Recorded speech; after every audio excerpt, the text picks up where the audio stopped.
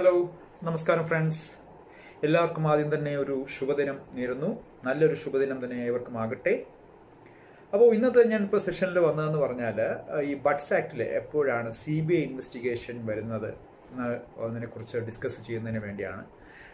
കാരണം നമുക്ക് ഈ CBI എന്ന് പറഞ്ഞ പേര് കേൾക്കുമ്പോൾ എനിക്ക് തോന്നുന്നു നമുക്ക് ആദ്യം വരുന്നത് മമ്മൂട്ടിയുടെ ചിത്രമുണ്ടല്ലോ, മമ്മൂട്ടി സാറിൻ്റെ ചിത്രം, ഒരു CBI ഡയറക്ടർ കുറിപ്പ്, അല്ലെങ്കിൽ സേതുരാമയ്യർ CBI.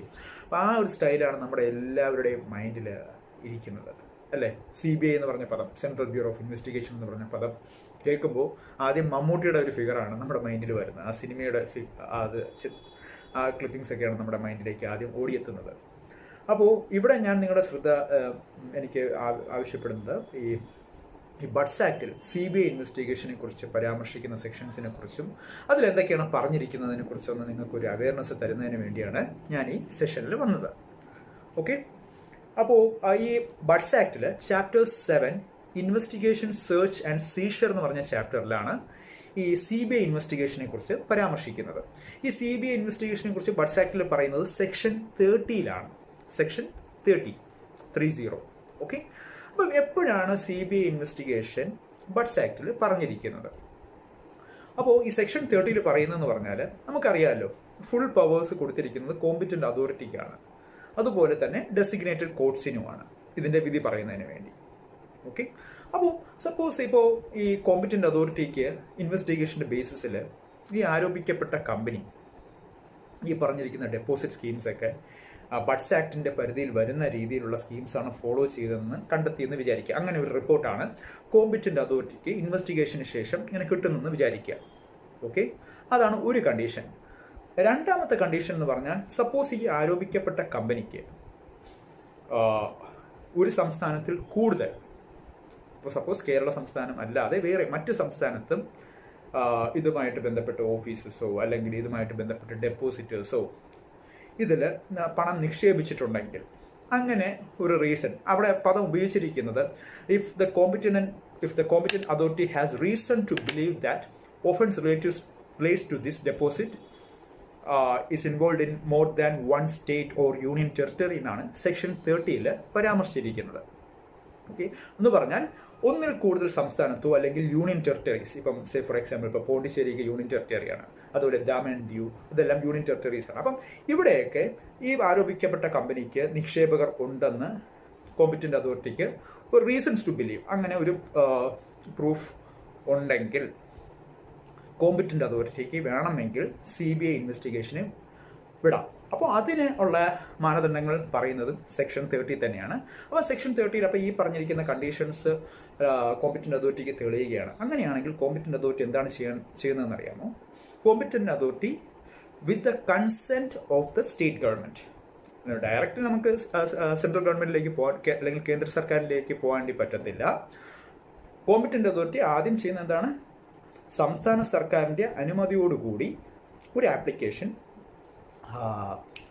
കേന്ദ്ര സർക്കാരിനെ കൊടുക്കണം. കാരണം ഈ ആരോപിക്കപ്പെട്ട കമ്പനി ബഡ്സ് ആക്ടിൽ വരുന്നതാണ്, അങ്ങനത്തെ സ്കീംസാണ് ഫോളോ ചെയ്തിരിക്കുന്നത്. ഓക്കെ, അവർക്ക് ഒന്നിൽ കൂടുതൽ സംസ്ഥാനത്ത് ഓപ്പറേഷൻസ് ഉണ്ട് എന്നുള്ള application with the consent, competent authority with the consent of the state government, സംസ്ഥാന സർക്കാരിന്റെ അനുവാദത്തോടുകൂടി ഈ ആപ്ലിക്കേഷൻ ബഹുമാനപ്പെട്ട കേന്ദ്ര സർക്കാരിന് സമർപ്പിക്കേണ്ടതാണ്. ഇതെല്ലാം പറഞ്ഞിരിക്കുന്നത് സെക്ഷൻ 30 ഓക്കെ, അപ്പോൾ ഈ കേന്ദ്ര സർക്കാർ ഈ ആപ്ലിക്കേഷൻ കിട്ടുമ്പോൾ അവിടെ ഒരു കാര്യം കൂടിയുണ്ട്. ഇപ്പം കേന്ദ്ര സർക്കാരിനെ സംബന്ധിച്ച് ഇപ്പോൾ കേന്ദ്ര സർക്കാർ ഇപ്പം നമ്മുടെ ഇന്ത്യ മഹാരാജ്യത്തിനെ കുറിച്ച് ഡിസ്കസ് ചെയ്യുന്നെങ്കിൽ നമ്മൾ 28 സംസ്ഥാനങ്ങളുണ്ട്, അതുപോലെ യൂണിയൻ ടെറിട്ടറീസും ഉണ്ട്. അപ്പോൾ ആ ആപ്ലിക്കേഷൻ കിട്ടുമ്പോൾ സെൻട്രൽ ഗവൺമെന്റ് എന്താണ് ചെയ്യുന്നത്? അതിനെക്കുറിച്ച് സ്റ്റഡി ചെയ്യും. ഓക്കെ, അതിനെക്കുറിച്ച് സ്റ്റഡി ചെയ്തിട്ട് അവിടെ ഒരു കാര്യം കൂടെ നോക്കും. ഇപ്പോൾ ഈ പറഞ്ഞിരിക്കുന്ന ആരോപിക്കപ്പെട്ട കാര്യങ്ങളെല്ലാം ജെന്യുവിൻ ആണെന്ന് കേന്ദ്ര സർക്കാരിന് ഫീൽ ചെയ്യണം. ഓക്കെ, അതുപോലെ തന്നെ ഒരു കണ്ടീഷനും കൂടെ ഉണ്ട് കേട്ടോ. ഇപ്പോൾ ഈ CBI അന്വേഷണത്തിന് വേണ്ടി ഇപ്പോൾ കോമ്പിറ്റന്റ് അതോറിറ്റിക്ക് കേന്ദ്ര സർക്കാരിനെ സമീപിക്കണമെങ്കിൽ, ഇപ്പോൾ ഇതിൻ്റെ അകത്ത് ഇൻവോൾവ് ചെയ്തിരിക്കുന്ന എമൗണ്ട് ഒരു വലിയൊരു എമൗണ്ട് ആണ്. അവിടെ ഉപയോഗിച്ചിരിക്കുന്ന പദം എന്ന് പറഞ്ഞാൽ the total value of amount involve is of such magnitude such magnitude, അത്ര ഭീമമായിട്ടുള്ള എമൗണ്ട് ആയിരിക്കണം. It can affect the public interest. കാരണം കോമൺ പബ്ലിക്കിനെ എഫക്റ്റ് ചെയ്യുന്ന രീതിയിലുള്ള ഒരു എമൗണ്ടും കൂടെ ആയിരിക്കണം ഇൻവോൾവ് ആയിരിക്കുന്നത്. അപ്പം ഇതെല്ലാം വെച്ചിട്ട് വേണം കോമ്പറ്റന്റ് അതോറിറ്റി സംസ്ഥാന സർക്കാരിന്റെ അനുമതിയോടുകൂടി കേന്ദ്ര സർക്കാരിനെ സമീപിക്കേണ്ടത്. അപ്പോൾ കേന്ദ്ര സർക്കാരിനെ സമീപിക്കുമ്പോൾ ഈ ആപ്ലിക്കേഷൻ കൊടുക്കുമ്പോൾ കേന്ദ്ര സർക്കാർ എന്താ ചെയ്യുന്നത്? ഇതിനെക്കുറിച്ച് ഒരു പഠനം നടത്തും. ഈ പറഞ്ഞിരിക്കുന്ന ആപ്ലിക്കേഷൻ ജെന്യുവൻ ആണ്, അപ്പോൾ അതിനെക്കുറിച്ചുള്ള പഠനവും അത് ഒരു സോളിഡ് റീസൺ ആണെന്ന് കേന്ദ്ര സർക്കാരിന് ഫീൽ ചെയ്താൽ, അവിടെ പദം ഉപയോഗിച്ചിരിക്കുന്ന ഇഫ് ദേ ഹാവ് റീസൺസ്, അപ്പോൾ അങ്ങനെ സോളിഡ് റീസൺസ് അവർക്ക് കേന്ദ്ര സർക്കാരിന് ഫീൽ ചെയ്യും. അങ്ങനെയാണെങ്കിൽ ഇറ്റ് മേ ട്രാൻസ്ഫർ, അവിടെ മേ എന്ന് പറഞ്ഞ വാക്കാണ് ഉപയോഗിച്ചിരിക്കുന്നത്. വേണമെങ്കിൽ ട്രാൻസ്ഫർ ചെയ്യാം.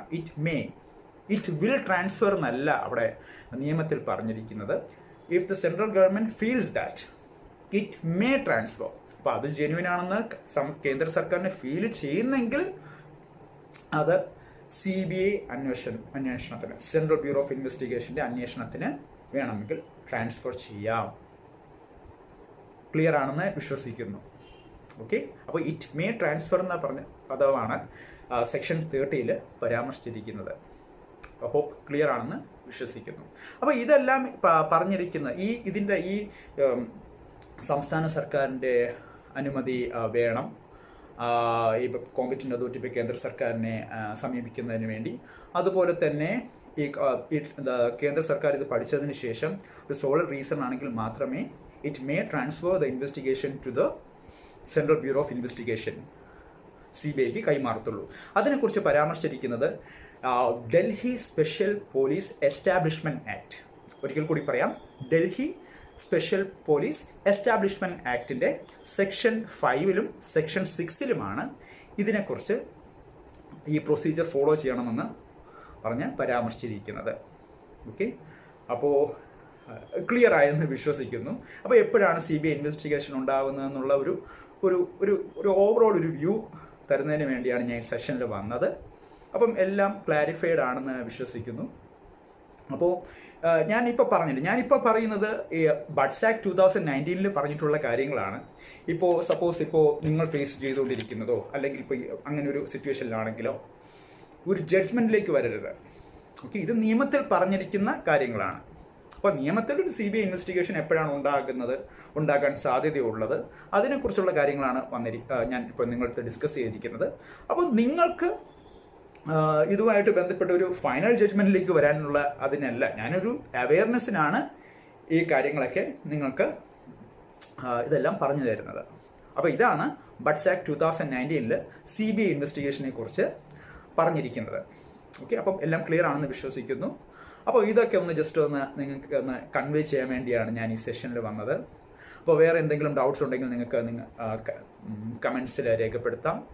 പോസിറ്റീവ് കമൻസ് ആണെങ്കിലും, ഞാൻ എപ്പോഴും പറയുന്ന പോലെ തന്നെ പോസിറ്റീവ് കമൻസ് ആണെങ്കിലും നെഗറ്റീവ് കമൻസ് ആണെങ്കിലും നിങ്ങൾക്ക് രേഖപ്പെടുത്താം.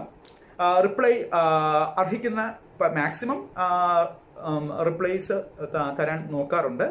ഓക്കെ, അപ്പം റിപ്ലൈ അർഹിക്കുന്നതിനെല്ലാം മാക്സിമം റിപ്ലൈസ് തരാം. അങ്ങനെ ജെന്യുവൻ കമൻസ് എന്തെങ്കിലും ഉണ്ടെങ്കിൽ ഡെഫിനറ്റ്ലി, അപ്പോൾ അത് ഒരു കമൻസിലൂടെ അത് രേഖപ്പെടുത്താൻ പറ്റിയില്ലെങ്കിൽ വേറെ ഒരു സെഷനിൽ അതിനെക്കുറിച്ച് കൂടുതൽ വേണമെങ്കിൽ ക്ലാരിഫൈ ചെയ്ത് തരാം. ഓക്കെ, അങ്ങനെ ഒരു സെഷൻ തീരെ അങ്ങനെ ഒരു ജെന്യുവൻ ആയിട്ട് കുറച്ചും കൂടെ ക്ലാരിഫിക്കേഷൻ വേണമെങ്കിൽ അങ്ങനെ ഒരു സെഷൻ നോക്കിയിട്ട് ഞാൻ നിങ്ങളുടെ കമൻസ് നോക്കട്ടെ, അത് വെച്ചിട്ട് അത് ക്ലാരിഫൈ ചെയ്യാം. ഓക്കെ, അപ്പോൾ ഒരിക്കൽ കൂടി എല്ലാവർക്കും നല്ലൊരു ദിനം നേരുന്നു. ഓക്കെ, അപ്പോൾ എപ്പോഴും ഞാൻ പറയുന്ന പോലെ തന്നെ have A great day, have A blessed day. So thank you very much.